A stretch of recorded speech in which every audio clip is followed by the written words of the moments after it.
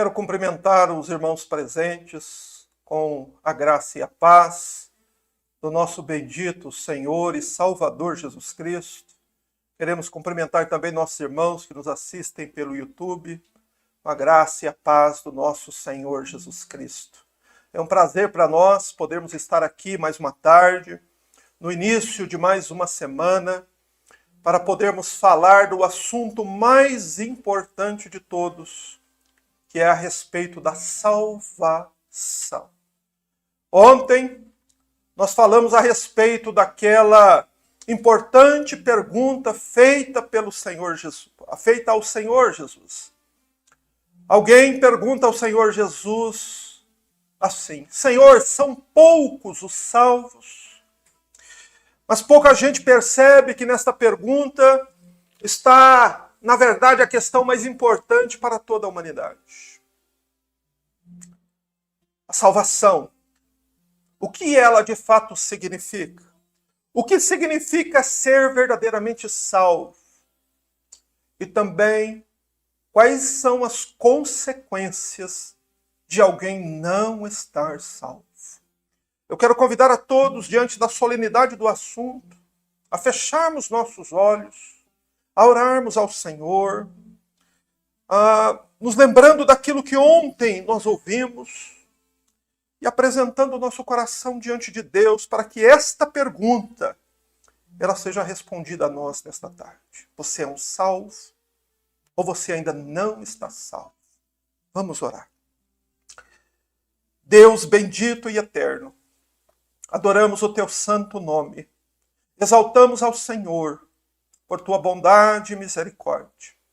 Pois mais um dia, Senhor, tu envias a este mundo o sol, envias a chuva, envias, Senhor Deus, os frutos da terra. Continua, Senhor, a abençoar este mundo, a conceder a este mundo a tua graça. Senhor, mesmo que este mundo esteja desprezando completamente as ofertas da tua misericórdia. Oh, quão bom é o Senhor, meu Deus, que abençoa a todos, que é paciente com todos, benigno para com todos, não querendo que ninguém se perca, antes que todos venham a se arrepender e crer. Senhor, mas nos ajuda para que nós, nesta tarde, possamos ter, Senhor, uma compreensão mais precisa, mais bíblica, a respeito da salvação. Senhor, ajuda-nos, pois há tantos equívocos, tantos erros, tanta gente enganada, Senhor, considerando a si mesmo salvas, quando na verdade sequer compreenderam a essência do que significa estar salvo. Por isso nós rogamos tua misericórdia, Pai.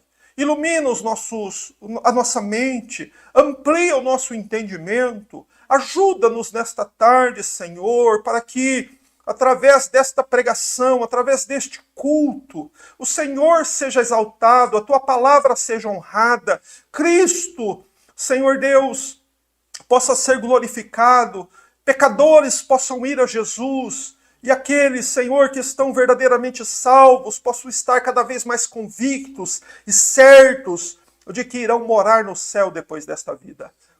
Gratos, Senhor, satisfeitos nos achegamos a Ti e adoramos assim o Teu nome, em nome de Jesus. Amém. Eu quero convidar a todos para que abram esse texto em Mateus capítulo 22.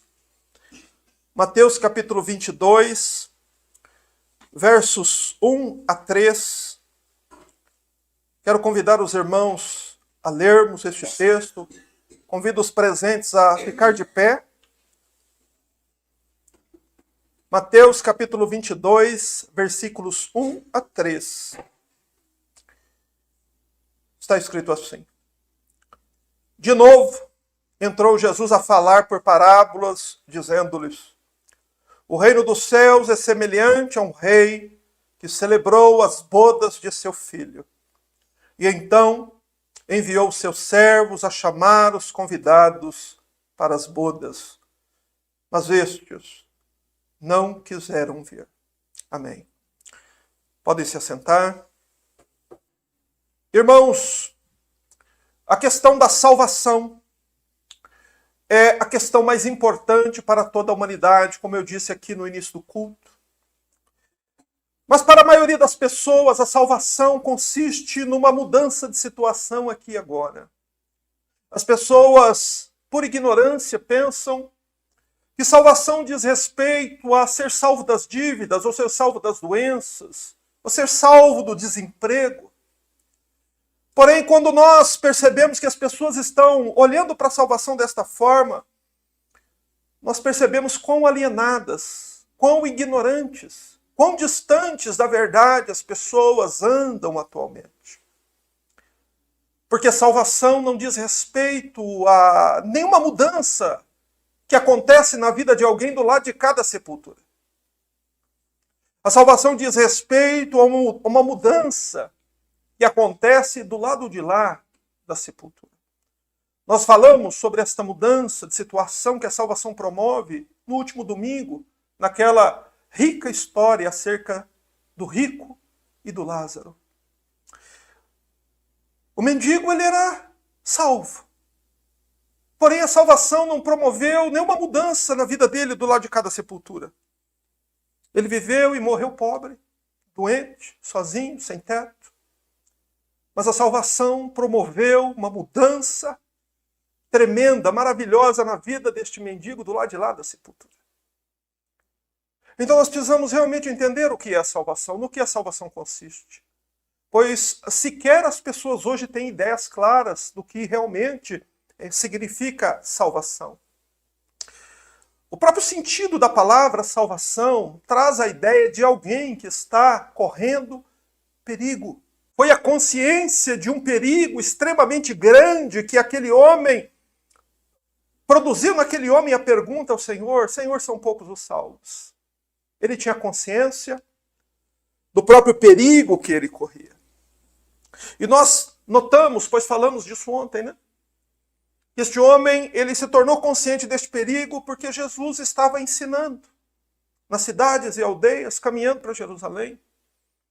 Ou seja, é evidente que para que aquele homem fosse despertado para a questão da salvação, ele ouviu o Senhor Jesus anunciar a respeito do grande perigo que os homens correm.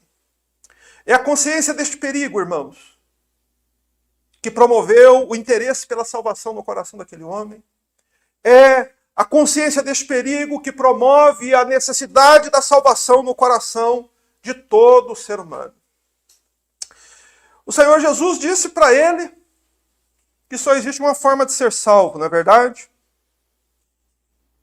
Qual é a forma de ser salvo? Uma porta estreita aberta.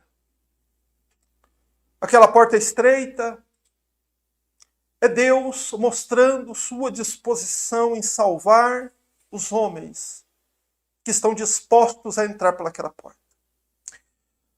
Só que é difícil entrar por ela e nós devemos nos apressar porque ela vai fechar em breve.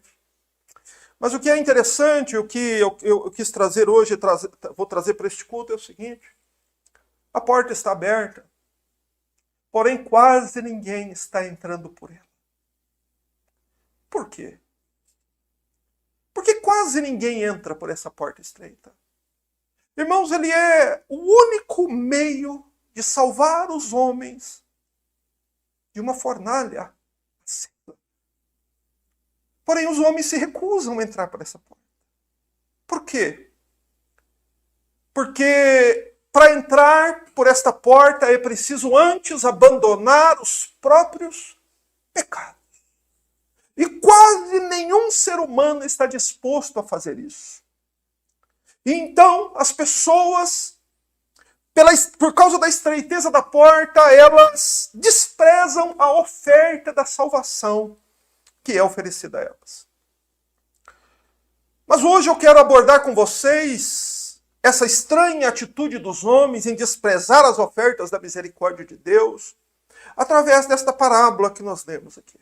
A parábola das bodas.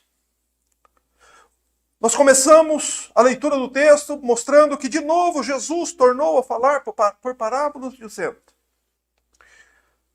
nessa parábola nós vamos notar como os homens reagem a oferta universal da graça e da salvação. Só que aqui nós vamos perceber que o Senhor nos apresenta a salvação por um novo ângulo. O Senhor nos apresenta a mesma atitude lá da porta estreita, só que agora por um novo ângulo. Agora mostrando categoricamente, claramente, que os homens, sim, eles desprezam a oferta da misericórdia, do perdão e da salvação que Deus os oferece por meio da palavra de Deus. Por isso o Senhor Jesus, ele ensina essa parábola.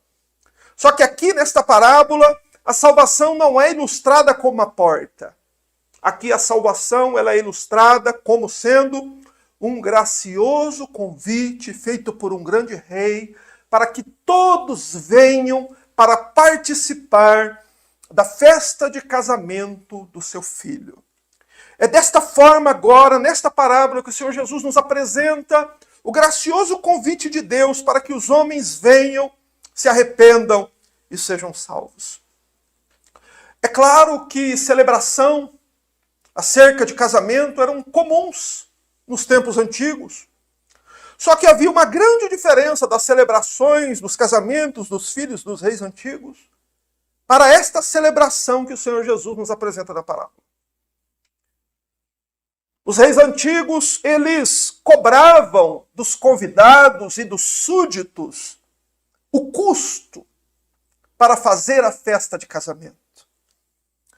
Porém, o Senhor nos diz que o rei que convida aqui, este rei, ele não cobra nenhum custo. Isso significa que o rei, o grande rei, ele pagou todo o custo da grandiosa festa e ele então nada exige para que os convidados venham, senão que eles aceitem o convite. Mas é importante também destacar aqui, já no começo, que o convite do rei não é para que as pessoas, os súditos, venham para limpar o chão do seu palácio. Nem que os súditos venham para servir as mesas. Não. O convite do rei, na parábola das bodas, é para que os convidados venham e se assentem numa posição de honra na mesa do rei. Meus irmãos, e em várias parábolas, em vários momentos, o Evangelho nos mostra a bem-aventurança eterna, o lar eterno, o reino de Deus como um lugar onde Deus estará com os homens e onde os homens salvos estarão numa posição de honra ao lado de Deus. Mas o detalhe aqui é que não são necessários gastos do convidado, eles também não precisam ter nenhum mérito. Basta que eles aceitem o convite gracioso do rei e se preparem e venham para as bodas, que a chegada, que a entrada deles não será impedida. O versículo 3 que lemos fala da abrangência do convite. Então enviou seus servos a chamar os convidados para as bodas. Veja, o rei prepara uma grande festa. Depois, quando tudo está pronto, tudo preparado, o rei envia servos para convidar as pessoas a participar das bodas. O convite ele é abrangente, quer dizer, o rei está chamando tanto os ricos quanto os pobres. Não importa se o sujeito é sábio ou ele é ignorante. Não importa se ele era um escravo ou um senhor de escravos. Não importa se era uma criança ou um ancião.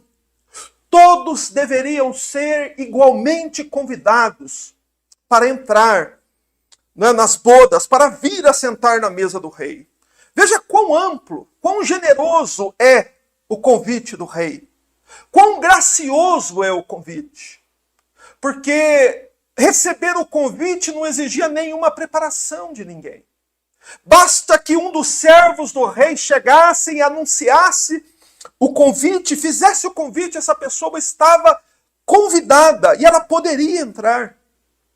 O convite devia ser feito de uma forma que ninguém deveria ser esquecido. Mas nós ficamos pasmos quando nós lemos o final do verso 3, E nós notamos como os homens reagiram ao convite do grande rei. É dito que os servos, depois de convidar as pessoas para as bodas, aqueles que foram convidados, rejeitaram o convite. Eles fizeram pouco caso, se recusaram a ir.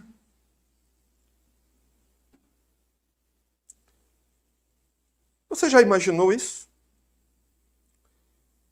Alguém preparar uma grande festa e arcar com todos os custos daquela grande festa e enviar os convites e chamar os convidados, mas ninguém se importar em ir. Você está percebendo aqui o que é que os homens fazem com a salvação? O Senhor Jesus está nos deixando bastante claro que é exatamente assim que a humanidade reage diante do convite, da oferta que Deus faz aos homens com relação à salvação. Os homens se mostram indiferentes. Os homens fazem pouco caso da generosidade de Deus. Mas note como foi que eles desprezaram o convite. Dá uma olhadinha aí no final do verso 3, pois Jesus diz assim: mas estes não quiseram vir. Com estas palavras, o Senhor Jesus nos mostra um modo como os homens, de modo geral, reagem diante da oferta mais importante da vida deles. Eles revelam o mais completo desprezo. Você sabe como eles manifestam desprezo? Eles não dizem nenhuma palavra, nem sequer se desculpam. Simplesmente ignoram o chamado, o convite de Deus para a salvação. Mas quando eles fazem assim, estão desprezando o rei, estão desprezando o seu filho, estão desprezando a noiva, estão desprezando a grandiosa festa. O Evangelho a todo tempo está dizendo aos pecadores: venha, pecador culpado, receba de graça o perdão, a salvação, e viva para sempre agora na mesa do grande rei. Porém, infelizmente, os pecadores fazem pouco caso e desprezam a grande salvação de Deus. Como você reagiria se os seus convites fossem desprezados desta forma? Talvez nós não reagíssemos tal como o grande rei reagiu. Note a reação do grande rei. Verso 4, por favor. É dito: enviou ainda outros servos com esta ordem: dizei aos convidados, eis que já preparei o meu banquete. Os meus bois e cevados já foram abatidos. Tudo está pronto, vinde para as bodas. Você nota aqui a atitude do grande rei? O rei se mostra paciente, benigno e misericordioso, até mesmo com aqueles que desprezam a maior oferta, o maior presente, a maior dádiva de Deus. O rei, diante do desprezo dos homens, o rei insiste no convite. Por isso o Senhor Jesus diz que o rei então envia outros servos. Preste atenção, que agora o convite do grande rei não é feito pelos mesmos servos, mas agora o rei envia outros servos. E o rei envia estes novos servos com o mesmo convite, porém com o convite agora mais explicado, mais detalhado. E estes servos, eles deveriam fazer o convite aos convidados exatamente como o rei proclamou o convite. Por isso, a ordem é: dizei aos convidados, vocês devem, os servos devem transmitir às pessoas o convite tal como o grande rei os orientou. O que é que eles deveriam dizer? Já preparei o meu banquete e os meus bois cevados já foram abatidos. Ou seja, tudo já está pronto para receber vocês.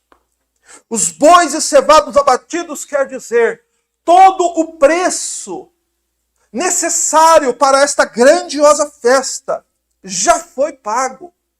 Louvado seja Deus. O rei está disposto a receber até mesmo o mais humilde, o mais indigno dentre os homens. Basta que este aceite o convite. Tudo está pronto. Venham, pecadores. Mas então nós notamos que diante da insistência do rei, no verso 5, notamos a reação dos convidados ao novo convite. O Senhor Jesus diz no versículo 5 que eles, porém, não se importaram e se foram um para o seu campo, outro para o seu negócio. O Senhor Jesus está nos dizendo aqui que eles ouviram e entenderam o convite. E que os novos mensageiros transmitiram o convite detalhadamente, bem explicado, tal como o rei havia ordenado a eles. Porém, apesar de ser um convite mais explicado, feito por novos servos, qual foi a reação dos homens diante da insistência do rei? Qual foi a reação? Foi a mesma. Eles não se importaram com o convite e deram as costas. Ou seja, eles ignoraram e voltaram a fazer o que sempre fizeram. É exatamente assim que a maioria dos seres humanos da Terra reage diante do generoso e eterno convite de Deus para que os pecadores sejam salvos. Mas por que foi que o rei mudou os mensageiros? Por que foi que o rei colocou outros servos para avisá-los? Aqui é uma questão muito importante, muito profunda a esse respeito. Por que o rei mudou os mensageiros? Talvez uma mudança de mensageiro faça com que a pessoa entenda melhor a mensagem. Uma mudança de mensageiro vai revelar também que o problema não é a mensagem nem o mensageiro. O problema é o coração endurecido do ser humano. Irmãos, eu tenho certeza disso. Para alguns de vocês, eu sou o outro mensageiro. Talvez você já ouviu o evangelho pela boca de outras pessoas. Mesmo assim rejeitou. Agora Deus manda o outro mensageiro, explicando melhor a questão da salvação. É Deus insistindo com os homens.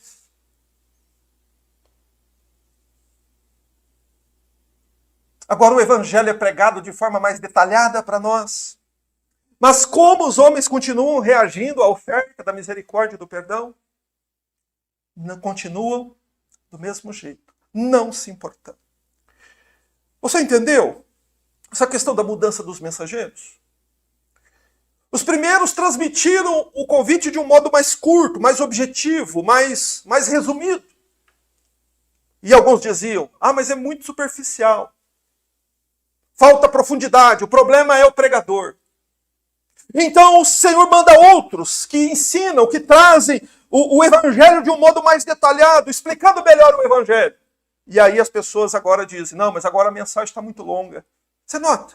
Você percebe isso? Que as pessoas são assim?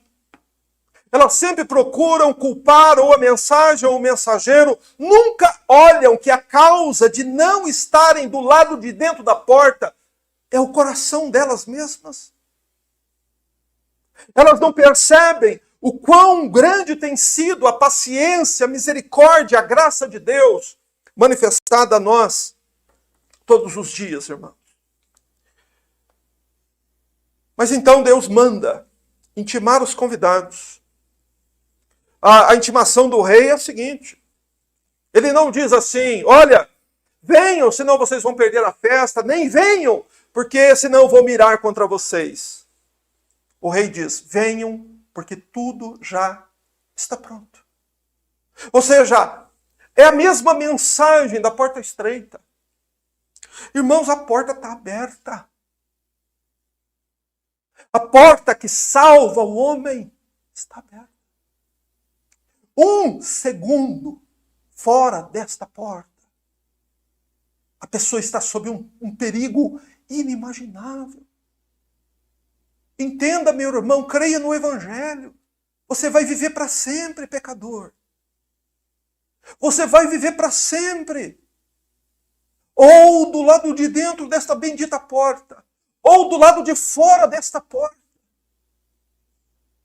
Tudo está pronto. Deus quer receber você. Deus quer que você entre.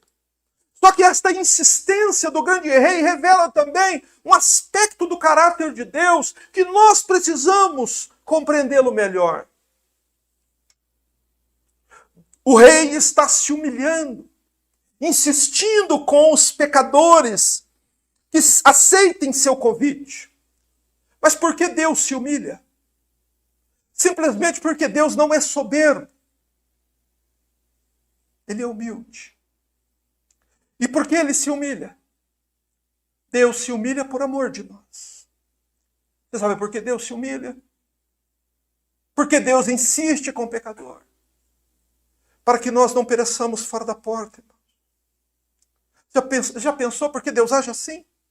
Deus muda o pregador, Deus manda a palavra, Deus às vezes manda alguém que nos prega a palavra de modo mais resumido, depois manda gente que prega a palavra de modo melhor explicado. Deus insiste conosco de todas as formas, porque não é a vontade de Deus que ninguém pereça. Deus não tem prazer na morte do que morre, diz o livro do profeta Ezequiel. O Senhor age assim, porque Ele sente pena de nós. Deus é misericordioso, irmão. Só que pense, o que é que o Senhor Deus ganharia com você ou eu na presença, na mesa dele, no céu? Absolutamente nada. Exatamente porque isto revela que o Senhor Deus, os propósitos eternos de Deus nunca é ganhar nada, receber nada de nós. O propósito de Deus é sempre doar. Irmãos, esta parábola, este ensinamento do Senhor Jesus, é um apelo benigno e cheio da misericórdia de Deus, para que nós possamos ouvir o bendito chamado, o bendito convite. Venha, porque o preço já está pago, a porta está aberta, há lugar para você na minha mesa. Venha, pecador, e entre e seja salvo. Mas por que os homens rejeitam um convite assim, tão gracioso? A resposta é muito simples, muito fácil de ser entendida, inclusive. Os homens, eles rejeitam a oferta da graça e da misericórdia de Deus, porque eles não sentem qualquer necessidade de serem perdoadas. Elas não acreditam que estão indo para o inferno. Por que as pessoas não acreditam que estão indo para o inferno? Porque as pessoas são naturalmente incrédulas. Você é um crente? Então acredite naquilo que a palavra de Deus diz. Você se considera um crente? Acredite. Pois o Senhor Jesus, por 23 vezes, falou sobre este perigo apenas no Evangelho de Mateus. Deste perigo. A Bíblia está nos alertando, nos avisando, e a misericórdia de Deus vem sempre para nós nesse sentido. A misericórdia de Deus são os avisos que Deus nos dá acerca do perigo que corremos. Porém, as pessoas, de um modo geral, e todos aqueles que ainda estão fora da porta, estão lá porque não acreditam que estão indo para o inferno. É por isso que as pessoas rejeitam, não se importam com o convite de Deus. As pessoas criam o seu próprio padrão moral, sempre se comparando com pessoas piores do que ela. Todos nós já vimos isso. A pessoa ela se compara com alguém pior. Ela diz assim, mas eu não sou como o bandido, eu não sou como o pedófilo, eu não sou como o assassino. Esse é o padrão moral que o pecador cria na sua própria cabeça. E então, por causa disso, ela não acredita que ela está correndo um grande perigo. Elas não recebem o convite de todo o coração. Irmãos, e Esse é o grande perigo, o grande problema dos homens. Os homens ignoram o convite da salvação porque consideram outras coisas mais importantes. O Senhor Jesus nos deu uma ideia disso aí no verso 5, dizendo: eles, porém, não se importaram e se foram uns para o campo, outros para o seu negócio. Essas pessoas consideraram o campo e seus negócios mais importantes que suas almas eternas. O campo diz respeito às possessões materiais, aos bens, à riqueza, ao dinheiro. E os negócios dizem respeito às atividades seculares, de trabalho, carreira profissional, graduação na faculdade, todas essas coisas que os homens consideram importantes. Mas ontem nós vimos, lá naquela passagem de Lucas, a respeito da salvação da porta estreita, que o Senhor Jesus encerra aquela passagem dizendo: mas os últimos haverão de ser os primeiros, e os primeiros haverão de ser os últimos. Ou seja, o Senhor Jesus disse que quando Ele vier, somente quando Ele vier é que os homens saberão de fato o que realmente é valioso. Quando Ele voltar, o dinheiro perde. Os bens materiais não servem mais para nada. Mas é quando Ele chegar que os homens realmente, de fato e finalmente, perceberão o enorme valor que o Evangelho possui. Por isso os homens não se importam com o convite, porque elas não se importam com suas almas eternas. Elas estão muito mais envolvidas e preocupadas com seus negócios, com seus bens, com suas atividades seculares. Por isso que estas pessoas que receberam o convite do grande rei não se importaram e cada um foi fazer aquilo que julgava ser mais importante. E eu digo a todos, se por acaso algum de nós está assim, esse é um estado espiritual lastimável. Mas é também, infelizmente, uma condição espiritual muito comum. Examine você mesmo. Como está o seu coração diante do apelo da misericórdia de Deus para a tua salvação?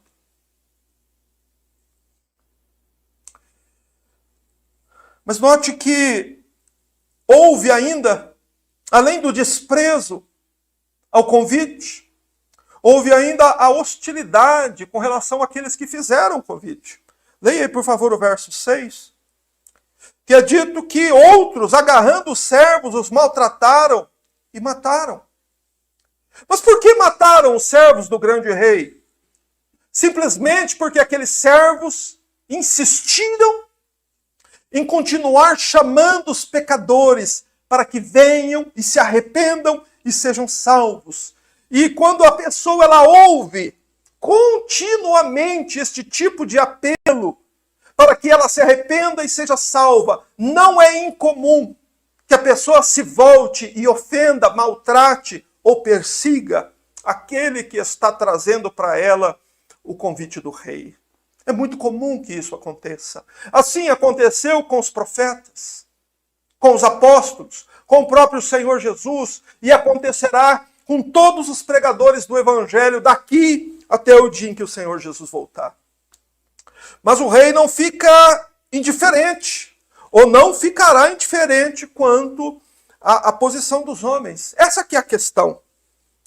As pessoas acham que Deus vai ser sempre paciente, que Deus vai sempre usar de misericórdia, que a misericórdia de Deus é ilimitada, que a paciência de Deus não tem limite. Porém, o Senhor nos avisa. Isso é importante você ter o seu coração despertado por meio da palavra de Deus. Note que o rei paciente, benigno, gracioso, ficou também irado. Está aí no verso 7. O rei ficou irado e enviando suas tropas exterminou aqueles assassinos e lhes incendiou a cidade. Você consegue entender isso? Deus é gracioso, benigno, paciente, cheio de misericórdia, que sente pena de nós. Porém, Deus não é indiferente. Deus não fica indiferente quando as pessoas rejeitam a sua oferta. Deus ficou irado. Nós podemos nos lembrar, e eu tenho feito isso nos últimos estudos, nos lembrando de 3 momentos da história humana em que Deus se irou contra a humanidade. O que foi que aconteceu? No dilúvio, Deus se irou. Deus determinou destruir todo ser vivente da terra por causa dos pecados dos homens. Mas antes de Deus fazer isso, o que ele fez? Ele enviou seu convite gracioso por meio de Noé a todas aquelas pessoas. Mas elas não quiseram ir. Elas não se importaram. Então veio a ira. Com Sodoma e Gomorra também. Deus envia 2 anjos. Avisa as pessoas. Olha a misericórdia vindo sempre antes do juízo. Mas, novamente, os homens de Sodoma não dão ouvidos aos apelos da misericórdia. E então vem a ira. E em Jerusalém, no ano 70, pois, na verdade, este versículo se trata exatamente deste episódio, lá no ano 70, quando Jerusalém foi destruída. Porque Deus ficou irado contra aquele povo, porque foi transmitida a eles a mensagem a respeito das bodas do seu filho, mas eles não quiseram ouvir. Estes fatos nunca devem ficar esquecidos por nós, porque eles são avisos da palavra de Deus para todos nós. Por que é que essas pessoas não aceitaram o convite? Porque elas não acreditavam que o rei iria cumprir sua palavra de enviar sobre eles a sua ira. Que nenhum de nós seja tolo de pensar assim. Porque a mensagem da misericórdia de Deus vem sempre antes da ira. Mas nós notamos também, a partir do versículo 8, já indo para a parte final da parábola, que apesar da rejeição, a mensagem do rei continuou sendo pregada. Verso 8 diz, dos versos 8 e 9. Então disse a seus servos, está pronta a festa, mas os convidados não eram dignos. E depois, para as encruzilhadas dos caminhos, e convidai para as bodas a todos quanto encontrardes. Observe que a mensagem não muda. Qual é a mesma mensagem? Tudo está pronto. Deus já preparou tudo. A mensagem aqui para nós é: a porta da salvação, da graça, continua aberta. Até este momento, a oferta do perdão e da salvação eterno continua sendo oferecida. Mas agora os servos deveriam ir para as esquinas ou para as encruzilhadas fazer os convites. Nas esquinas eram onde ficavam os pobres, os mendigos, os cegos, as pessoas que estavam ali mendigando. Os necessitados eram aqueles que ficavam nas esquinas. E então o rei direciona o seu convite para os pobres, os pequeninos, os necessitados. E estes foram os únicos que aceitaram o convite. Você já percebeu o quão verdadeiro é isso? Quanto os pobres, os desprezados, os desvalidos, os necessitados, os enfermos, os mendigos, são muito mais propensos a ouvir e aceitar o convite de Deus para a salvação do que as pessoas que vivem numa melhor situação. A pessoa tem uma boa casa, uma boa família, é bonita, tem emprego, estuda. Normalmente essas pessoas não se importam com o convite. Mas os sofredores, estes deram ouvidos. E então no verso 10, nós vemos uma imagem do dia final. Pois é dito que saindo aqueles servos pelas estradas, reuniram todos os que encontraram, maus e bons, e a sala do banquete ficou repleta de convidados. Note que o convite foi o mesmo. Só que o convite trouxe para a festa dois tipos diferentes de pessoas. Os maus e os bons. Maus e bons. Lembre-se que Jesus está falando aqui de uma parábola do reino. Lá na parábola da rede nós temos a mesma figura de linguagem. Uma rede que puxou para a terra peixes, que quando foram separados haviam peixes bons e peixes maus. No reino de Deus é assim. Aos maus, aos injustos, aos bodes, ao joio, mas também aos bons, que são os justos, as ovelhas, o trigo.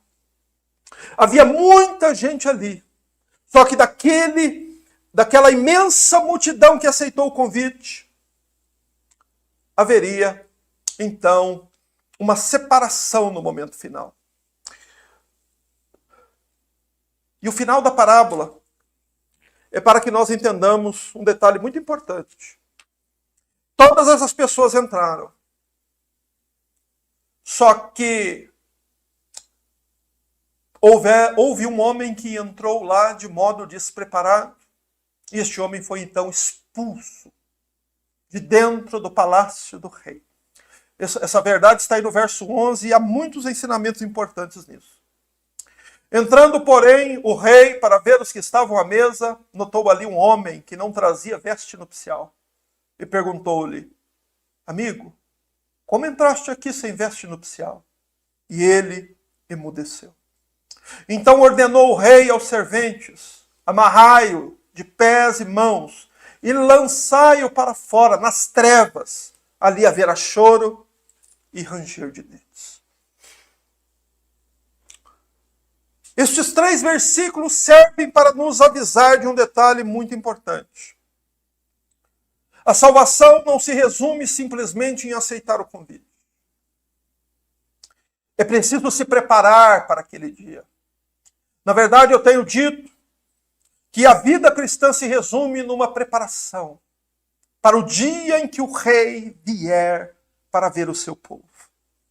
Nós ficamos pasmos aqui, pois chegou o dia das bodas, chegou o momento da festa de casamento. Quando o rei sai, ele nota ali alguém que não trazia sua veste nupcial. O rei pergunta: amigo, como é que você entrou aqui? E nós percebemos, pois o Senhor Jesus nos ensina, que o homem emudeceu. O homem ficou mudo. Ele não tinha resposta para dar ao rei diante da sua postura inadequada no momento da festa do casamento. Mas note que este homem só estava lá porque ele aceitou o convite. Mas ele aceitou o convite, porém não se preparou adequadamente para aquele momento. Irmãos, e este detalhe da parábola, ele serve exatamente para que nós não venhamos achar que tudo se resume a um simplesmente aceite de um convite. Um assentimento intelectual, eu aceito. Aquele que realmente aceitou o convite, irmão, ele se põe imediatamente a se preparar. Ele imediatamente se põe a se preparar para o momento em que ele vai assentar na mesa do grande rei.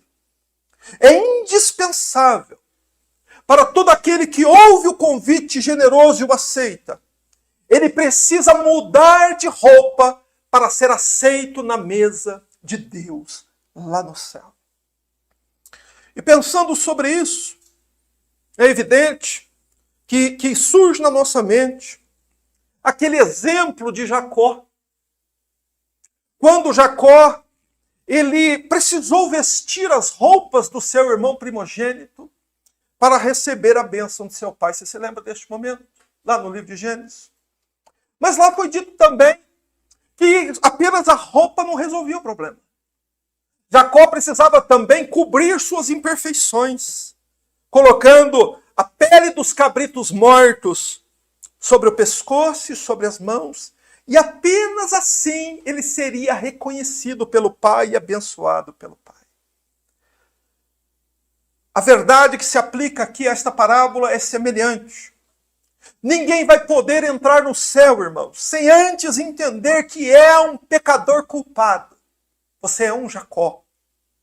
E que você só pode ser aceito na presença de Deus por causa de Jesus Cristo. Ele é nosso irmão primogênito. E ele também é o cordeiro sacrificado para cobrir as nossas imperfeições. A fé em Cristo é a fé na pessoa perfeita de Cristo. Porque aquela vestimenta que cobre o pecador é a justiça perfeita do Senhor. Cristo, desde a manjedoura até as 3 horas da tarde lá na cruz, viveu uma vida perfeita. E não é menos do que isso, pecador, que é exigido de você para que você se assente na bendita mesa de Deus lá no céu.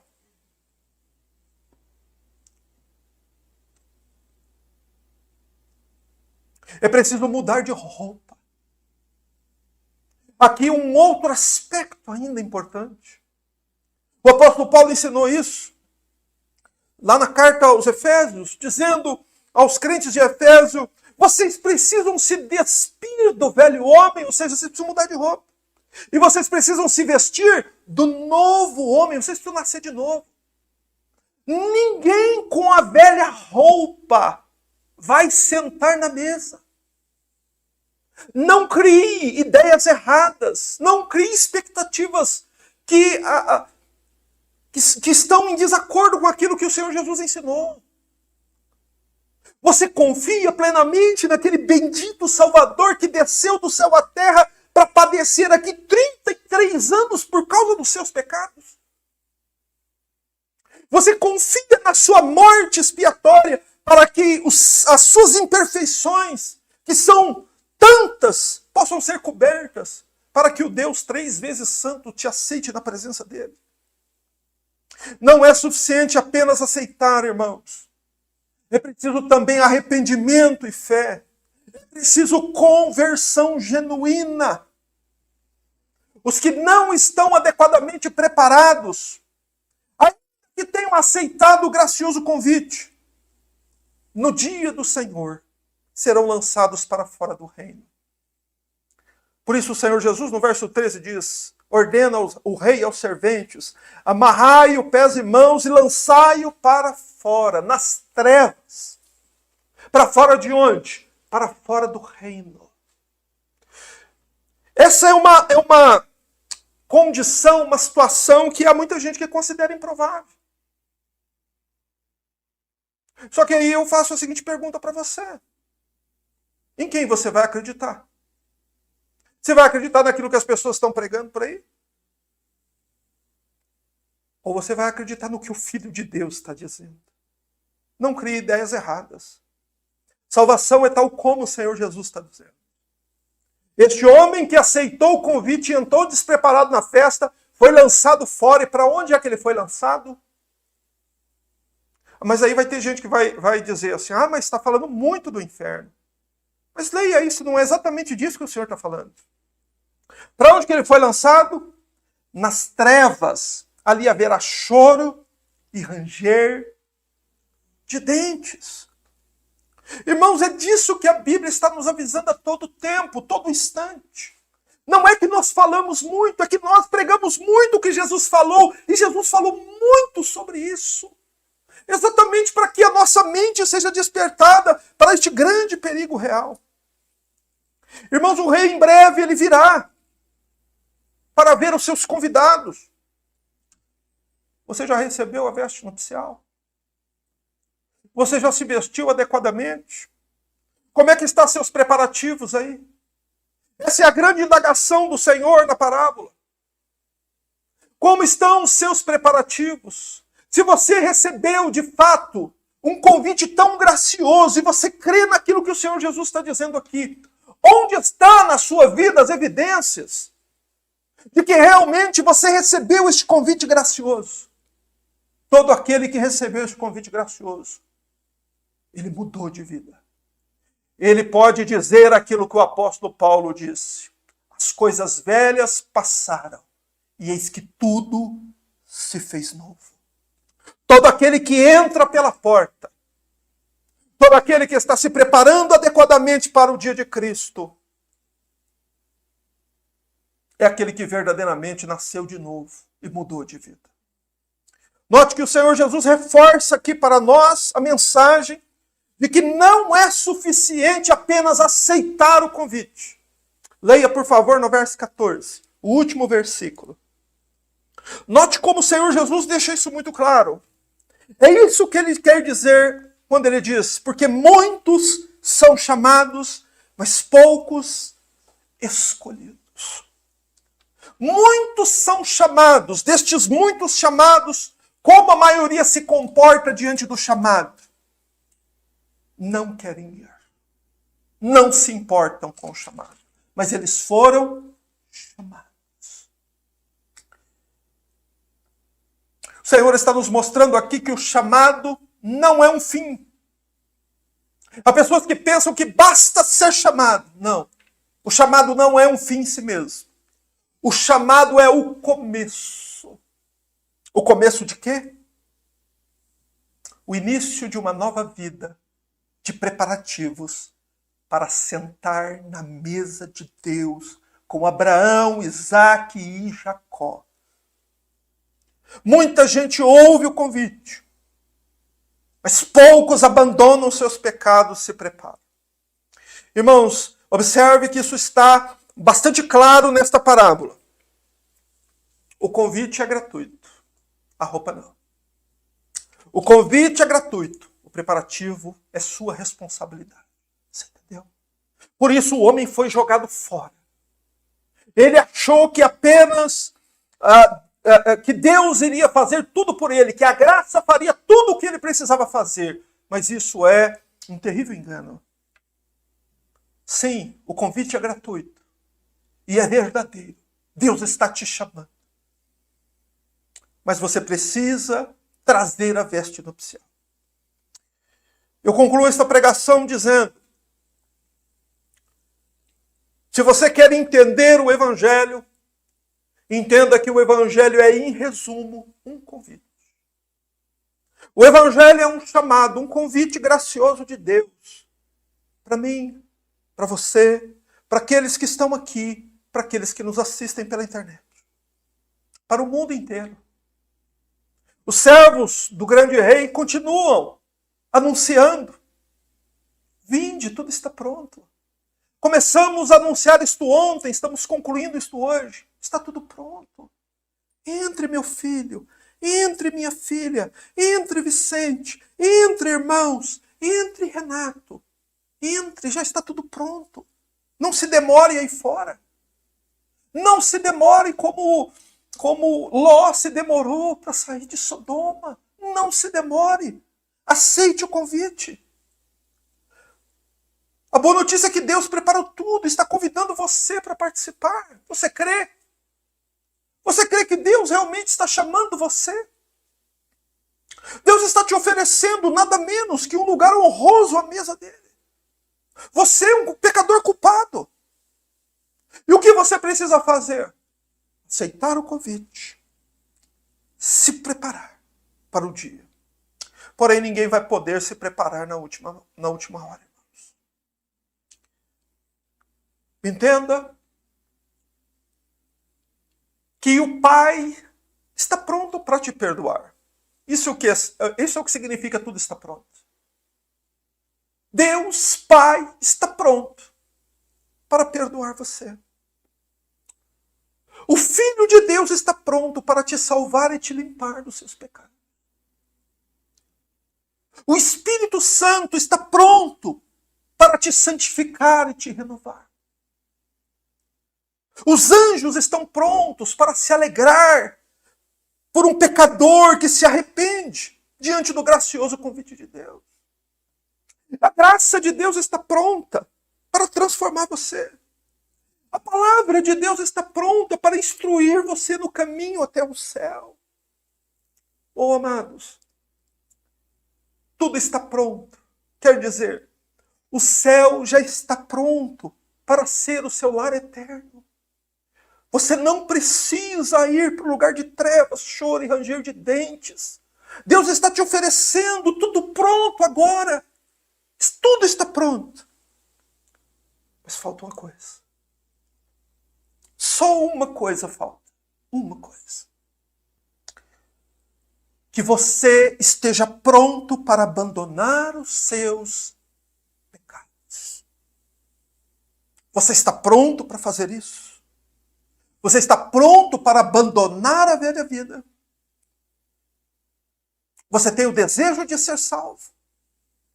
Então esteja pronto para abandonar seus pecados. O Evangelho, irmãos, é uma porta aberta diante da humanidade. Um convite universal de Deus. Porém, são poucos, são muitos os chamados, poucos os escolhidos.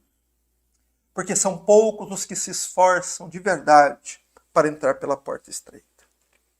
Tudo está pronto. E eu quero dizer, diante de Deus, eu vou, Senhor. Eu vou feliz e alegre por poder participar da sua generosa festa. Não vejo a hora. Espero o dia em que eu chegue nesta bendita mesa. E que nenhum de nós que tem tido tantas oportunidades de ouvir o Evangelho venha ficar de fora. Que o teu coração estremeça. Que você tema e trema. Porque da parte de Deus tudo está pronto. Porém, se você não chegar no céu, foi porque você não esteve pronto para abandonar seus pecados. Rompa agora com a velha vida. Por que você se demora aí? Por que te demoras em Sodoma? Daqui a pouco vai descer o fogo e enxofre. Recline sua cabeça. Peça a Deus a sua misericórdia. Santo Deus, graças nós te damos, Senhor, por teu tão generoso convite, por ter os nossos corações abalados, vez após vez, meu Deus, com tuas solenes palavras. E sabemos, Senhor, que estas coisas que comovem, Senhor, que compungem o coração humano, não são meras palavras de homens, pois homem nenhum pode convencer o outro a respeito da eternidade, das coisas que sobrevirão após a morte. Sabemos que o único que pode convencer um pecador do seu estado miserável, de miséria e pecado, é aquele bendito Espírito que foi enviado do céu para convencer o homem do pecado, da justiça e do juízo. Senhor, se algum pecador foi comovido, toda glória seja dada ao teu nome. Mas suplicamos diante de ti, Senhor, continue insistindo conosco. Nos ajude, meu Deus. Somos como Jacó, Senhor. Tropeçamos e falhamos. Senhor, como disse aquele santo do passado, nós somos todo pecado, toda injustiça. Como haveremos de chegar nas moradas eternas, Senhor? Se não por tua graça, se não por tua poderosa mão que nos ajuda, com teu Espírito que nos ensina. Abençoa todos nós, para que estejamos prontos agora, para deixar a velha vida e partirmos agora para uma nova vida. Senhor, aqueles que querem se batizar, que possam entender estas coisas, que possam se apegar, Senhor, à salvação, que possam dar o passo decisivo na eternidade, de agora entrar, Senhor, pela porta, deixando para trás seus pecados. Graças nós te damos por tua oferta bendita, que hoje chegou até nós. Adoramos assim, Senhor, o teu nome, e encerramos o nosso culto, no nome do Senhor Jesus. Amém.